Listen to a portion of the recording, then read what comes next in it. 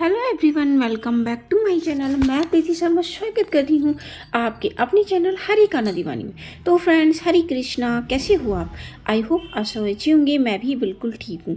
दोस्तों, आज की वीडियो में हम जानेंगे करवा चौथ का व्रत कब रखा जाएगा, उसकी पूजा विधि, पूजा का शुभ मुहूर्त, सामग्री, चंद्र उदय का समय बताएंगे। साथ ही भद्रा कब से कब तक रहेगी, भूल कर भी आपको राहु काल में पूजन नहीं करना है। साथ ही एक पौराणिक कथा भी आपको बताएंगे जो कि करवा चौथ क्यों रखा जाता है ये दर्शाती है। तो दोस्तों, चलिए शुरू करते हैं आज का वीडियो। करवा चौथ का व्रत पति पत्नी के अटूट प्रेम का प्रतीक माना जाता है। इस दिन महिलाएं अपने पति की लंबी उम्र के व्रत रखती हैं और चंद्रमा को अर्घ्य देती हैं। ये दिन न केवल व्रत का बल्कि समर्पण का ही प्रतीक है। करवा चौथ का व्रत दाम्पत्य जीवन में गहरा प्रभाव बनाता है, यानी आपके जीवन को मधुर बनाता है। इस साल 2024 में करवा चौथ का व्रत कब रखा जाएगा, इसके बारे में बता देते हैं। हर साल कार्तिक मास के कृष्ण पक्ष की चौथ को करवा चौथ का व्रत रखा जाता है। साल 2024 में करवा चौथ का व्रत चतुर्थी तिथि प्रारंभ हो रही है। 20 अक्टूबर को सुबह 6:47 से चतुर्थी तिथि का समापन होगा। 20 अक्टूबर को सोमवार सुबह 4:17 उदय तिथि के अनुसार करवा चौथ का व्रत पूरे भारतवर्ष में 20 अक्टूबर 2024 दिन रविवार के दिन मनाया जाएगा। तो इस दिन कार्तिक मास की संकटी चतुर्थी भी रखी जाएगी। करवा चौथ के व्रत को कर्क चौथ भी कहा जाता है। इसमें भगवान गणेश, शिव पार्वती, कार्तिक भगवान, मतलब कहने का मतलब है पूरे सत परिवार की विधि विधान के साथ पूजा करते हैं। करवा माता की पूजा की जाती है। करवा चौथ का जो शुभ मुहूर्त है वो रहेगा, पूजा का जो समय रहेगा वो रहेगा शाम को 6 बजे से 7:09 तक। इस बार करवा चौथ का बहुत ही शुभ संयोग है। इस बार बहुत ही शुभ संयोग मिल रहे हैं। इस बार हमको अमृत काल का समय मिल रहा है, रोहिणी नक्षत्र मिल रहा है, सिद्धि योग मिल रहा है। लेकिन भूल कर भी आपको राहु काल में पूजा नहीं करनी है। राहु काल का समय नोट कर लीजिए। राहु काल का जो समय रहेगा वो रहेगा दोपहर 4:20 से 6 बजे तक। इस बीच आपको बिल्कुल भी भूल कर भी पूजा नहीं करनी है। अधिकतर महिलाएं इसी समय पूजा करती हैं। शुभ मुहूर्त मैंने बता दिया है, एक बार मैं स्क्रीन पर भी लिख रही हूँ। उसी समय पर आपको पूजा करनी है। इस दिन काफ़ी लोगों के यहाँ पे सरगी खाने का भी विधान होता है। दोस्तों, सरगी जो होता है एक समय का नाश्ता होता है जिससे आप पूरा दिन व्रत रख सकते हैं। लेकिन शास्त्रों में सरगी का कोई भी विधान नहीं होता है, लेकिन जिसके यहाँ पे जैसा नियम है आप कर सकते हैं।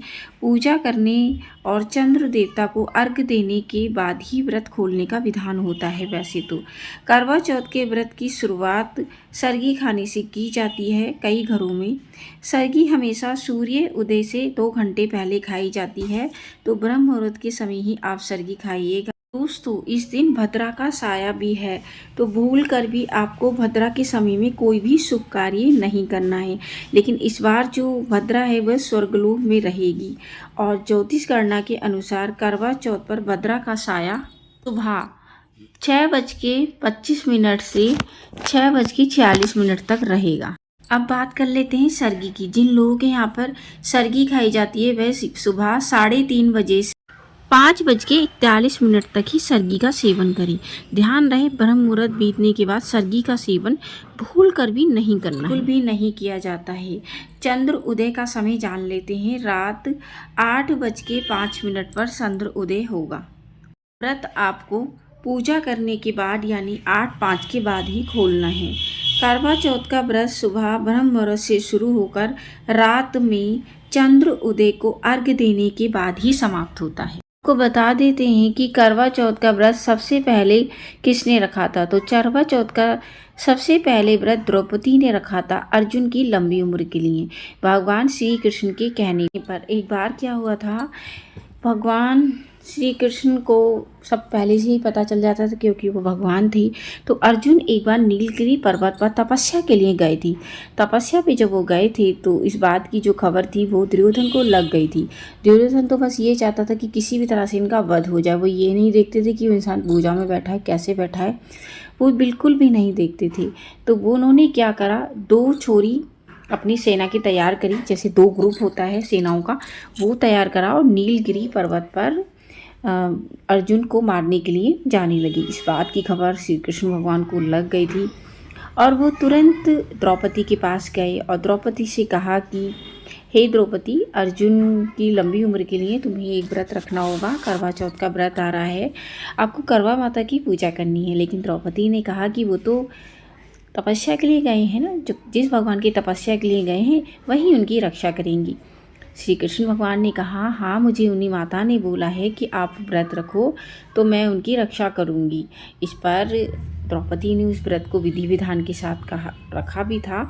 और रखने के बाद क्या हुआ था कि जो करवा माता हैं, उन्होंने उनकी जो 2 छोरी सेना थी अर्जुन पे, जैसे ही वो हमला करने वाले थे वैसे ही वो प्रकट हो जाती हैं और सारी सेना को सपाया कर देती हैं वो। तो इस तरह से करवा चौथ के व्रत का उदय होता है। और साथ ही करवा माता ये वरदान भी देती हैं, जो कोई भी इस व्रत को रखेगा उसके पति की लंबी उम्र मैं करूँगी और रक्षा भी करूँगी। तो दोस्तों, इस तरह से करवा चौथ का जो व्रत है वो तब से रखा जाने लगा है। तो इसे काफ़ी लोगों पे अलग अलग जगह पे रखा जाता है। कई लोग इसे निर्जला रखते हैं, कई लोग इसे सरगी खाकर रखते हैं, मतलब ब्रह्म मुहूर्त में सरगी खाते हैं। और कई लोग क्या करते हैं, कथा सुनने के बाद वो चाय या दूध वगैरह ले लेते हैं, जबकि ऐसा कहीं पे भी वर्णन नहीं है। हमारे शास्त्रों में इसे निर्जला निराहार रखने का ही विधान है। द्रौपदी ने भी ऐसे ही रखा था। इसमें पूजा किसकी की जाती है? इसमें शिव और पार्वती की पूजा की जाती है। बेसिकली गौरा माता की इसमें पूजा की जाती है। तो 2 करवे इसमें लिए जाते हैं, एक गौरा माता के नाम का और एक अपना आपका होता है। तो इसमें गौरा माता से करवे को एक्सचेंज किया जाता है 5 बार या 7 बार। बाकी अलग अलग जगहों पर इसे अलग अलग करने की प्रथा भी होती है। तो आपको करना कैसे है, सुबह आपको ब्रह्म मुहूर्त में उठना है और आपको 12 बार कुल्ला करना है। पानी आपके अंदर नहीं जाना चाहिए, बिल्कुल शुद्ध होकर स्नान करना है। स्नान के जल में आप कोई भी जल डाल सकते हैं, गंगा जल डाल सकते हैं, हल्दी डाल सकते हैं, ठीक है। और उसके बाद आपको लाल रंग के कपड़े पहने जाते हैं। 16 श्रृंगार का विधान होता है। व्रत का संकल्प लेना होता है। तो व्रत के संकल्प में लौंग, सुपारी, इलायची लिया जाता है और थोड़े चावल, गंगा जल, और 3 बार बोला जाता है ओम नमः शिवाय, ओम नमः शिवाय, ओम नमः शिवाय। अपना नाम बोलिए, गोत्र बोलिए, स्थान बोलिए। आप अपने पति की लंबी उम्र के लिए व्रत रख रहे हैं, ये भी बोलना है। उसके बाद जो चावल होते हैं वो गौरा माता और शिव परिवार के चरणों में स्थापित कर दीजिएगा। और दोस्तों, आपको इस दिन 1 लोटे में जल डालना है, थोड़ी से आपको फूल डालने हैं और लाल चंदन डालना है। सूर्य भगवान को अर्घ्य दिया जाता है दोस्तों। तो इसलिए वैसे मैं आपको एक बार और बता दूं, पूजा ज़्यादातर लोग 4:30 बजे करते हैं, तो इस पर ना करिएगा। जो मैंने पूजा का मुहूर्त बताया है वही करिएगा। आज के दिन रजनीगंधा का पौधा घर पे लगाना बेहद शुभ होता है। पति पत्नी के रिश्तों में मधुरता आती है और एक पति को पान भी खिलाया जाता है। तो इस तरह से आप ये व्रत रख सकते हैं। सभी को करवा चौथ की हार्दिक शुभकामनाएं। करवा माता आपके पति की लंबी उम्र करें और आपको अच्छा भाग्य दे। इसी आशा के साथ मैं लेती हूँ आपसे विदा। मिलती हूँ नेक्स्ट वीडियो में। तब तक के लिए सभी को हरे कृष्णा।